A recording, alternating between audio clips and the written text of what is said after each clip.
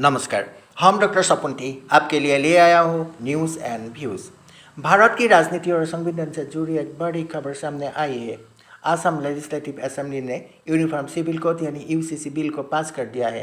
इसके साथ ही असम पूर्वोत्तर भारत का पहला राज्य बन गया है जिसने यूसीसी कानून की दिशा में बड़ा कदम उठाया है। 27 मई 2024 को असम विधानसभा में भारी बहस और विरोध के बीच यूसीसी बिल पास कर दिया है। इस कदम के बाद असम पूर्वोत्तर का पहला राज्य बन गया जिसने यूसीसी बिल पारित किया और उत्तराखंड तथा गुजरात के बाद ऐसा करने वाला प्रमुख राज्य बना। इस बिल के मुख्य प्रावधानों में शामिल है बहुविवाह यानी पॉलीगामी पर रोक, शादी का अनिवार्य रजिस्ट्रेशन, तलाक का रजिस्ट्रेशन, लिव इन रिलेशनशिप का रजिस्ट्रेशन, विवाह, तलाक और उत्तराधिकार के लिए समान नागरिक व्यवस्था। हालांकि राज्य सरकार ने यह भी स्पष्ट किया है कि अनुसूचित जनजातियों यानी शेड्यूल ट्राइब्स को इस कानून से बाहर रखा जाएगा। यूनिफॉर्म सिविल कोड ऐसा एक समान नागरिक कानून जो धर्म के आधार पर अलग अलग न होकर सभी नागरिक पर समान रूप से लागू हो। अभी भारत में अलग अलग धर्मों के लोगों के लिए अलग पर्सनल लॉज है, जैसे हिंदुओं के लिए अलग कानून, मुसलमानों के लिए अलग कानून, ईसाई और पारसियों के लिए भी अलग कानून है। ये कानून मुख्य रूप से इन मामलों में लागू होते हैं, जैसे शादी, तलाक, गोद लेना, संपत्ति, उत्तराधिकार, भरण पोषण इत्यादि। यूसीसी का मतलब है इन सभी मामलों के लिए एक समान कानून। यूसीसी का उल्लेख भारतीय संविधान के आर्टिकल 44 में किया गया है। आर्टिकल 44 कहता है राज्य पूरे राज्य में नागरिकों के लिए समान नागरिक संहिता लागू करने का प्रयास करेगा। यह directive principles of state policy का हिस्सा है, यानी यह सरकार के लिए एक मार्गदर्शक सिद्धांत है, लेकिन इसे सीधे अदालत में लागू नहीं कराया जा सकता।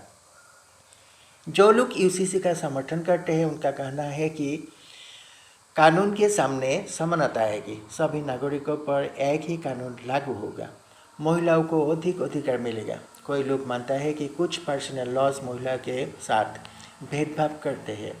राष्ट्रीय एकता मजबूत होगी। One nation one civil law की सोच को बढ़ाया मिलेगा। कानूनी व्यवस्था आसान बनेगी। अलग अलग कानून की जटिलता कम होगी। वही यूसीसी का विरोध करने वाला को भी कोई चिंताएं है।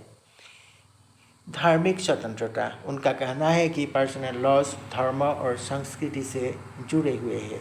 अल्पसंख्यकों की चिंता, कुछ समुदाय को डर है कि उनकी परंपराओं को नजरअंदाज किया जा सकता है। भारत की विविधता, भारत कोई धर्मों, जातियों और परंपरा वाला देश है। ऐसे में एक कानून सबके लिए कितना उपयुक्त होगा, वही सबसे बड़ा सवाल ये लोग उठाते हैं। सुप्रीम कोर्ट ने भी कोई फैसला में यूनिफॉर्म सिविल कोड की आवश्यकता पर टिप्पणी की है। अदालत ने कहा है कि समान नागरिक संहिता से समानता और न्याय को बढ़ावा मिल सकता है। असम में यूसीसी बिल पास होने के बाद अब देश भर में इस मुद्दे पर राजनीतिक बहस और तेज होने की संभावना है। सत्ताधारी दल इसे बड़ा सुधार और ऐतिहासिक कदम बता रहा है, तो वही विपक्ष का कहना है कि इतने बड़े बदलाव से पहले सभी समुदाय से व्यापक चर्चा जरूरी है। तो दोस्तों, यूनिफॉर्म सिविल कोड केवल कानूनी मुद्दा नहीं है, यह समानता, धर्म, संस्कृति और भारत के भविष्य से जुड़ा बड़ा विषय है और ये भी जरूरी है कि सबके लिए समानता हो। आज के लिए इतना ही है। धन्यवाद।